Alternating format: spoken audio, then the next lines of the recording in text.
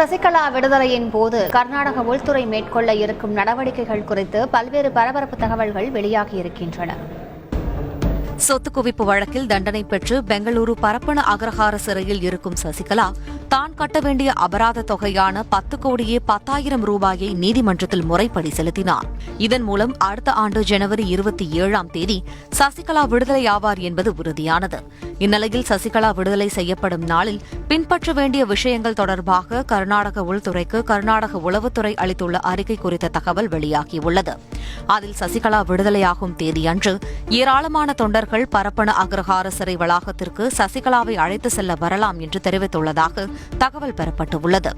இதனை கருத்தில் கொண்டு அன்றைய தினம் சட்டம் ஒழுங்கு பிரச்சினைகள் ஏற்படாத வகையில் சசிகலாவின் தொண்டர்கள் மற்றும் அவர்களது வாகனங்கள் சிறை வளாகம் அமைந்துள்ள பகுதிக்கு வராத வகையில் எல்லையிலேயே தடுத்து நிறுத்த கர்நாடக அரசு முடிவு செய்துள்ளதாக கூறப்படுகிறது.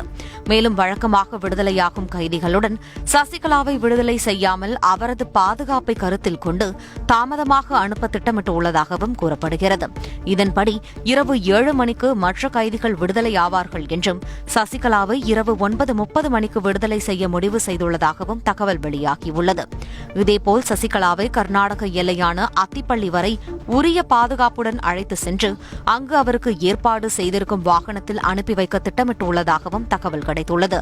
குறிப்பாக கர்நாடக உளவுத்துறையின் அறிக்கைப்படி இதுபோன்ற நடவடிக்கைகளை மேற்கொள்ள உள்ளதாக கூறப்பட்டாலும் விடுதலை நாளின் சூழலை பொறுத்து இதில் சில மாற்றங்களை ஏற்படுத்த வாய்ப்புள்ளதாகவும் கூறப்படுகிறது.